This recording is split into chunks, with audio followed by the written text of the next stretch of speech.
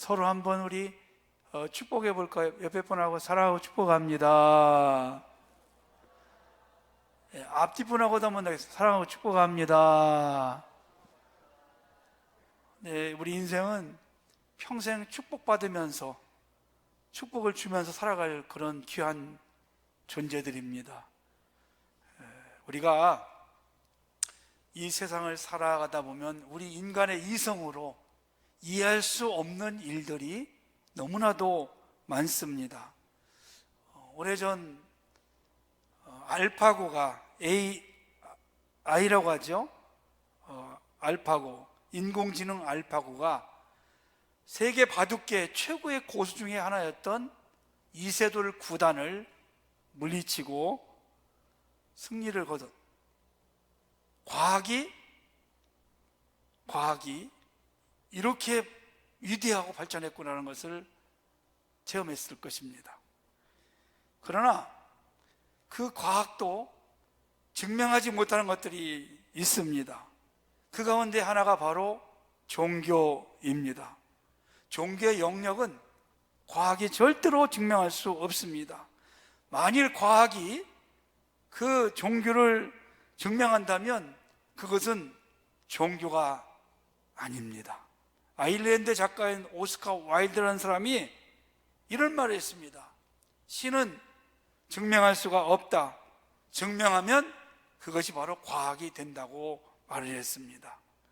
이 종교 중에서도 증명할 수 없는 그런 것 하나가 바로 오늘 부활이죠. 부활. 아무리 과학이 발달해도 이 부활과 영생은 절대로 증명할 수가 없습니다. 그래서 부활과 영생은 증명하는 것이 아니라 우리가 믿어야 되는 것입니다. 그 믿음은 부활을 경험한 수많은 사람들의 이야기에 의해서 우리에게 전해져 오고 있고, 우리도 그 부활을 지금 믿음으로만이 확인할 수 있다는 것입니다. 우리 예수 그리스도만이 부활하시고 영생하셔서 지금도 하나님 우편에 살아계셔서 우리를 위해서 기도해 주시고 부활의 첫 열매가 되시고, 저와 여러분들도 이제 믿음으로 반드시 부활할 줄로 믿으시기를 바랍니다. 기독교의 핵심은 바로 십자가와 부활입니다. 그런데 이 부활의 중심에는 빈 무덤이 있습니다.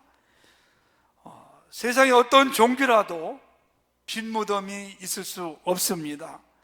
세상에 그 많은 위인들, 그렇게 위대한 사람들도, 큰 일을 이룬 사람들도 아무도 부활을 경험하지 못했습니다.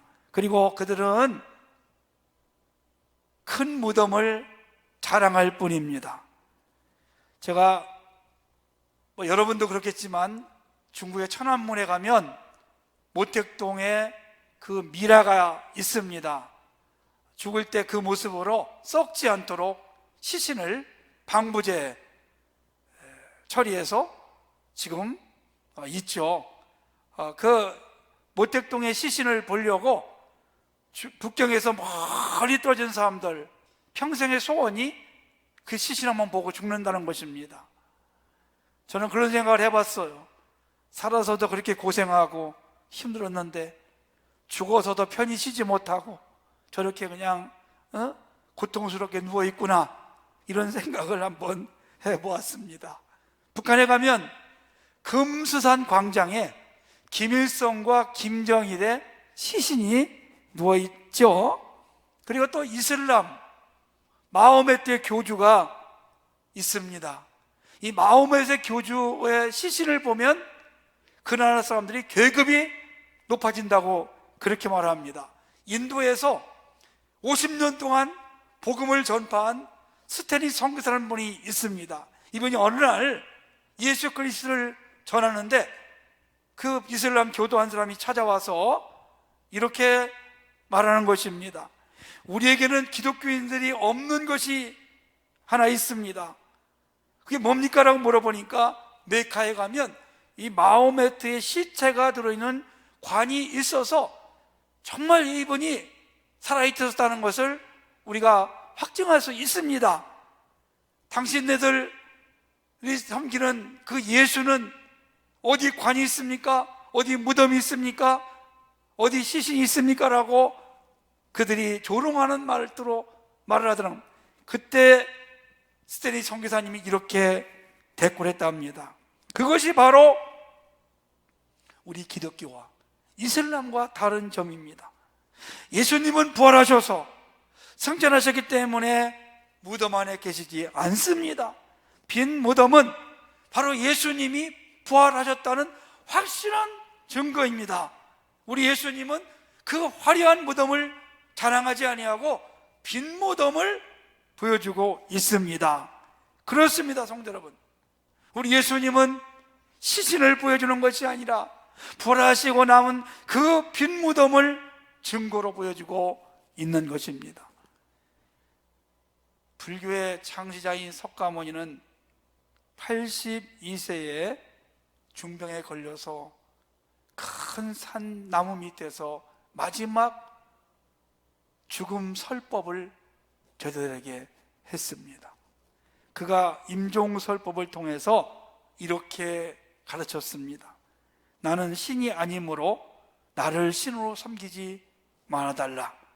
내가 인륜에 대해서는 나름대로 깨달은 바가 있으나 천륜에 대해서는 깨닫지 못했다라고 그가 고백을 했더라는 것입니다. 그래서 오직 유일하게 우리 예수 그리스도만이 부활하시고 승리하셔서 오늘도 살아계심을 믿으시기를 바랍니다. 그렇다면 오늘 부활주일을 맞이해서 사랑하는 성도 여러분, 부활 사건은 인류 역사상 가장 드라마틱한 역전승입니다. 예수님이 십자가에서 부활하시고 죽으시고 부활하셔서 지금 하나님 우편에 살아 계십니다. 십자가에 죽으셨다는 그 소문이 예루살렘과 갈릴리와 온 유대와 사마리아와 로마와 전 세계로 급속도로 전파가 되었습니다. 야, 이제 우리가 승리했구나. 사단 마귀가 두 손을 번쩍 들고 승리의 개성가를 불렀습니다. 그런데 여러분, 제3일도 되기 전에 예수께서 다시 살아나셨다는 이 소문이 예루살렘과 갈릴리와 사마리아와 온 유대와 전 세계로 또 급속도로 퍼져가게 되었습니다. 여러분, 얼마나 통쾌한 일입니까? 혹시 여러분 중에 최고의 역전승은 어떤 것인가요? 저는 이 말씀을 준비하면서 지금부터 약 43년 전 이야기입니다. 1978년 저 남미의 파나마에서 우리나라의 홍수환 벤턴급 권투 선수와 그 나라의 카라스키아라는 챔피언과 권투 시합을 했습니다. 그때 홍수환 선수가 3번이나 연달아 다운을 당했습니다. 원래 3번 다운당하면 켜고패지만 풀이 녹다운제이기 때문에 10번을 다운당해도 싸울 수가 있었습니다. 3번 다운당하고 나니까 이제 졌구나, 끝났구나, 그렇게 생각을 하는데 벌떡 일어나더니 홍수환 선수가 어디서 그런 힘이 나왔는지 이 카라스키아 선수를 코너로 몰아놓고 원투 펀치로 막 복부를 가하고 얼굴을 가하면서 순식간에 카라스키아 선수를 링 위에 꼬꾸라뜨렸습니다. 그리고 홍수환 선수가 KO승을 거둔 역전의 주인공이 되었습니다. 그때 홍수환 선수가 이런 유명한 말을 어머니에게 했습니다. 엄마, 나 챔피언 먹었어. 그리고 귀국할 때 김포공항에서 어머니가 홍수환 선수를 만나서 또 외친 최고의 드라마틱한 말이 있습니다. 대한국민 만세! 대한민국 만세. 저는 지금도 그 소리가 아주 귀에 쟁쟁합니다. 사랑하는 성도 여러분, 우리 기독교는 부활의 종교여 역전의 종교인 줄 믿으시길 바랍니다. 십자가에서 죽으신 걸로 끝날 줄 알았지만 채 3일이 되지 못해서 우리 예수님은 죽음의 권세를 무너지시고 다시 살아나신 줄로 믿으시기를 바랍니다. 그래서 우리 기독교는 어떤 절망에 있어도 우리가 포기하지 않습니다. 절망을 소망으로 역전하는 것이 기독교입니다. 중병을 건강한 사람으로 만드는 것이 우리 기독교의 종교입니다.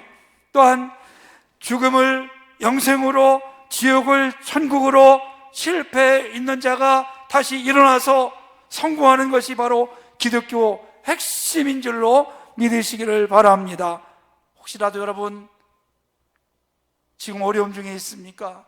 나는 이제 모든 것이 끝났어, 나는 이제 더 이상 소망이 없어, 나는 해봐야 안 돼, 이런 분이 계시다면 다시 부활의 주님을 붙잡고 다시 부활의 주님을 믿고 믿음으로 일어나시기를 주의 이름으로 축원합니다.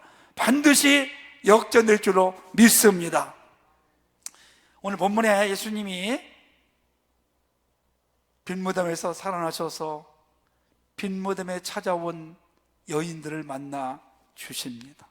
그 중에는 막달라 마리아라는 여인이 있습니다. 7 귀신 들린 여인이었습니다.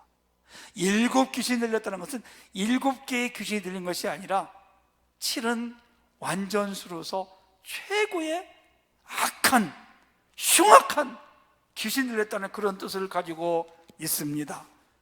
그 여인을 비롯한 여인들이 안식 후 첫날, 오늘 주일날 예수님의 시신에 향품을 발라드리려고 새벽 미명 시간에 예수님의 무덤에 찾아오셨습니다. 그런데요, 돌문이 옆으로 젖혀지고 무덤 속에 있어야 할 예수님의 시신이 보이지 않는 것입니다.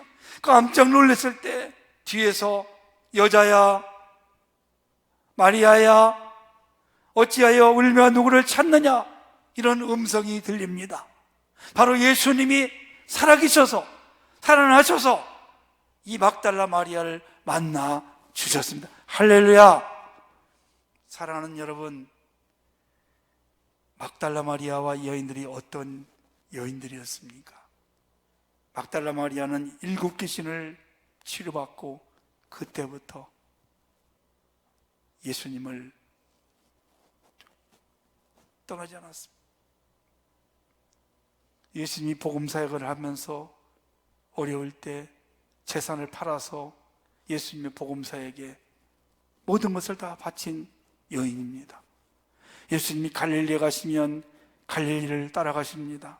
예수님이 유대 전역을 떠나실 때 이 여인들도 따라다닙니다. 예수님이 십자가에 달리시기 전 곳곳마다 또 십자가 그 자리까지, 죽는 그 자리까지 이 여인들은 끝까지 예수님을 따라다닙니다. 예수님을 버리지 않습니다. 예수님이 무덤에 있을 때에도 여인들은 끝까지 무덤 곁을 지켰습니다. 사랑하는 성도 여러분, 예수님을 만난 이후부터 예수님이 부활한 이 순간까지 그들은 예수를 떠나지 않습니다. 예수 곁을 지켰습니다. 그 예수님의 제자들 중에 이렇게 고백을 한 사람도 있습니다. 다른 사람은 다 예수를 버릴지라도 나는 버리지 않겠습니다. 호언장담했던 제자도 떠났습니다. 12명의 제자 다 떠났습니다. 예수님께 병고침 받고 예수님께 여러 가지 유익을 얻었던 모든 사람들 다 예수님이 십자가를 지실 때 떠나갔습니다. 고향으로 돌아갔습니다. 예수를 버렸습니다. 예수를 팔았습니다. 예수를 부인했습니다. 예수를 버리고 모두가 떠났지만 막달라 마리아를 비롯한 이 여인들은 끝까지 예수 곁을 지켰습니다. 그런 여인에게 예수님은 부활하셔서 처음으로 만나 주신 줄로 믿습니다. 그 여인에게 예수님이 이렇게 말씀하십니다. 나의 부활 소식을 빨리 제자들에게 전해 주십시오. 끝까지 예수 곁을 지킨 여인에게 예수님은 처음으로 부활의 기쁜 소망을 주셨고 만나 주셨고 증인으로 삼아 주셨습니다. 성도 여러분, 나에게 유익이 안 되고 나와 맞지 않는다고 예수를 떠나고 예수를 버린 사람들이 얼마나 많이 있습니까?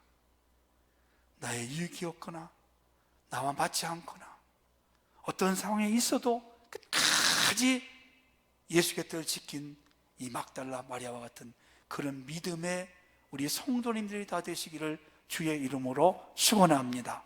그런 자들 우리 예수님께서 만나주시고 복음의 증인으로, 부활의 증인으로 삼아주신 것을 우리는 오늘 볼 수 있습니다. 또 예수님은 실패한 자들에게까지 찾아오신 분이었습니다. 예수님의 12 제자들, 한 제자는 예수를 팔아먹고 인생을 마감했습니다. 여러분, 예수님이 십자가에 달리신 걸 본 제자들이 얼마나 낙심이 되고 절망했겠습니까?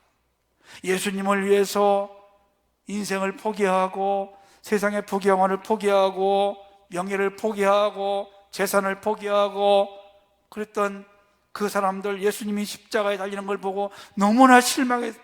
그래서 다 뿔뿔이 이어졌습니다. 고향으로 돌아갔습니다. 옛날로 돌아갔습니다. 그런 예수님이 그런 자들에게 찾아가셔서 특별히 베드로에게 내가 나를 사랑하느냐?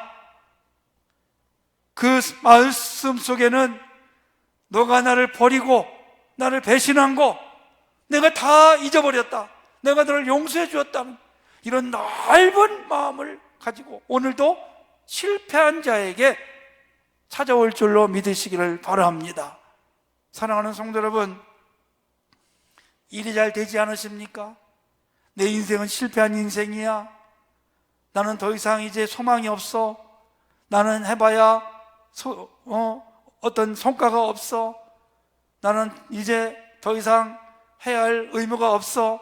이렇게 여러분 실패한 그런 자에게라도 우리 주님은 외면하지 아니하시고 찾아오셔서 다시 우리의 손을 잡아주시고 우리를 일으켜주시고 우리에게 부활의 기쁜 소식을 전해줌으로 다시 일어나는 그런 은혜가 사랑하는 여러분들에게 충만하시기를 주의 이름으로 축원합니다. 실패한 자들을 찾아가셔서 예수님이 이렇게 말씀하셨어요. 그리고 그들이 얼마나 두려운지 그 상황을 오늘 성경에서는 이렇게 말씀하고 있습니다. 19절 말씀을 여러분 한번 보십시오. 이날 곧 안식 후 첫날 저녁 때에 제자들이 유대인들을 두려워하여 모인 곳에 문들을 닫았더니 예수께서 오사 가운데서 이르시되 너에게 평강이 있을지어다. 지금 제자들은 너무나 두려워하고 있습니다. 혹시 유대인들이 예수를 십자가에 못 박고 우리에게 찾아와서 우리를 데려가지는 않을까, 우리를 또 십자가에 못 박지 않을까, 이런 두려움 속에서 문을 꼭꼭 잠그고 떨며 있는 상황 속에 우리 주님이 찾아오셨습니다. 성도 여러분, 두려워하는 것들이 있습니까? 지금 마음에 염려와 근심이 있으십니까? 무엇 때문에 두려워하고 계십니까? 그들에게 예수님이 이렇게 말씀하셨습니다. 너희에게 평강이 있을지어다. 여러분 마음에 걱정이 있으십니까? 염려가 되십니까? 두려움이 쌓여 있습니까? 장래가 불안하십니까? 오늘 예수님의 그 음성이 들려지기를 축복합니다. 너에게 평안이 있을지어다, 너에게 평강이 있을지어다, 이런 음성이 여러분의 가슴에 뜨겁게 임하기를 주님의 이름으로 부탁을 드립니다. 장래가 불안되십니까? 질병 때문에 걱정이 되십니까? 미래가 불안하십니까? 여러분, 그 불안과 염려와 걱정들이 오늘 예수를 만나심으로 다시 한번 여러분의 마음에 기쁨과 평강이 충만하시기를 주님의 이름으로 부탁을 드립니다. 예수를 만나고 나면 예수를 만난 사람들은 두려워하지 않습니다. 염려하지 않습니다. 걱정하지 않습니다. 인생을 살아가다 보면 걱정과 두려움이 참 많습니다. 아프신 분들은 내가 이제 얼마나 더 살아야 할까? 내가 인생을 마감하면 우리 아이들은 누가 키울까? 우리 집안은 누가 이끌어갈까? 내가 이 일을 했을 때 잘 될까? 앞으로 나이를 먹어가면서 질병은 오지 않을까? 이런 두려움과 염려와 걱정, 근심들이 우리 가슴에 늘 있습니다. 여러분, 이것을 해결하는 방법이 있습니다. 저는 28살 때에 저는 예수를 만났습니다. 그때부터 지금까지 우리 주님의 은혜로 때로는 걱정, 근심, 두려움도 있을 수 있습니다. 그러나 이내 그 모든 것들을 다 예수께서 해결해 주시고 또 그때마다 저는 그 만난 예수, 내가 체험한 예수, 부활하신 그 주님을 생각할 때마다 우리 주님이 내 마음의 걱정과 염려와 근심과 두려움을 다 물리쳐 주셨습니다. 여러분도 그 부활하신 주님을 만나시기를 주의 이름으로 축원합니다. 우리가 하는 염려와 걱정과 근심과 두려움은 무용지물입니다. 해봐야 아무 소용. 그래서 성경이 이렇게 말씀하고 있습니다. 너희가 염려한다고 키를 한 자라도 크게 할 수 있느냐? 염려한다고 일이 해결되는 것이 절대 아니라는 겁니다. 여러분, 예수를 만난 사람들은 두려워하지 않습니다. 제가 아까 영상을 보면서 그 여자 전도사님이 직장암 말기 이제 1년밖에 살지 못합니다는 그런 시한부 사형 선고를 받고 나서도 그분 이렇게 고백하잖아요. 저는 죽음을 두려워하지 않습니다. 주님을 만난 사람들은 죽음을 두려워하지 않습니다. 권력을 두려워하지 않습니다. 장래를 두려워하지 않습니다. 왜요? 더 좋은 세상이 있습니다. 우리는 반드시 부활에 참여하게 되기 때문에 우리는 영원한 세상에서 부활의 주님과 함께 영생복락을 누리기 때문에 우리는 두려워하지 않습니다. 염려하지 않습니다. 여러분도 담대한 믿음과 마음을 가지시고 날마다 기쁨 가운데 살아가기를 주의 이름으로 축원합니다. 자, 한 절만 더 말씀을 보겠습니다. 20절 말씀을 또 보니까요, 이 말씀을 하시고 손과 옆구리를 보이신 제자들이 주를 보고 기뻐하더라. 성도 여러분,